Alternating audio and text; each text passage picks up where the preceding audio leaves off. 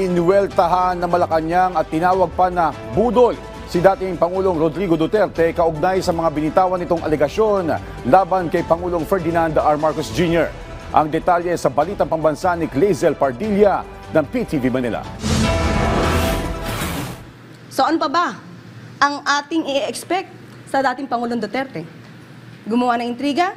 Magplanta ng ebidensya?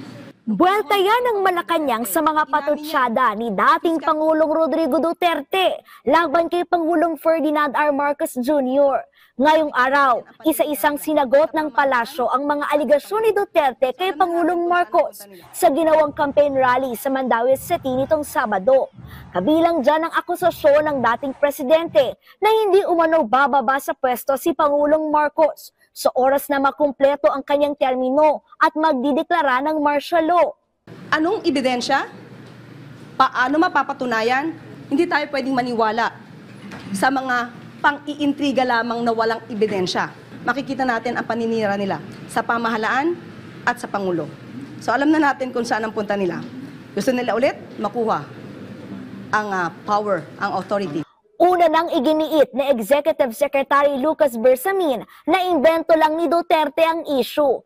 Panibagong budol daw yan sa taong factory ng fake news.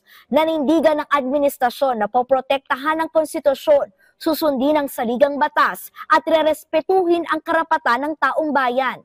Sa isang pahayag, ipinagtanggol din ni Senate President Francis Escudero si Pangulong Marcos. Ang mga pahayag ni Duterte, taliwas daw sa ugali at prinsipyo ni Pangulong Marcos. Sinagot din ng Malacanang sa tanong ang bintang ni Duterte ng pagnanakaw at pagbibenta umano ng pamilya Marcos ng mga reserbang ginto kaya humina ang piso kontra dolyar. Joke daw ba ito o pangakong napako gaya ng sinabi ni Duterte na sasakay sa jet ski patungo ng Spratly Islands para itanim ang watawat ng Pilipinas at ipaglaban ang karapatan ng bansa sa West Philippine Sea. But anyway, we will take this seriously para naman hindi magkaroon ng fake news.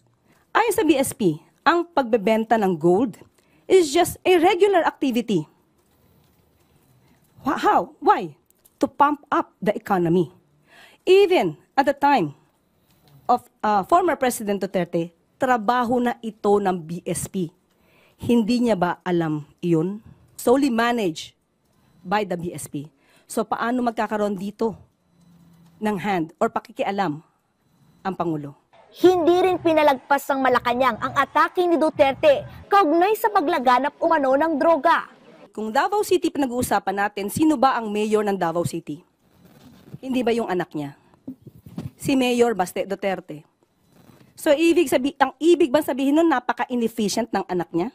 At least ngayon may record kung may namamatay. Nung panahon niya, merong bang nare-record doon sa mga biglang nawawalang?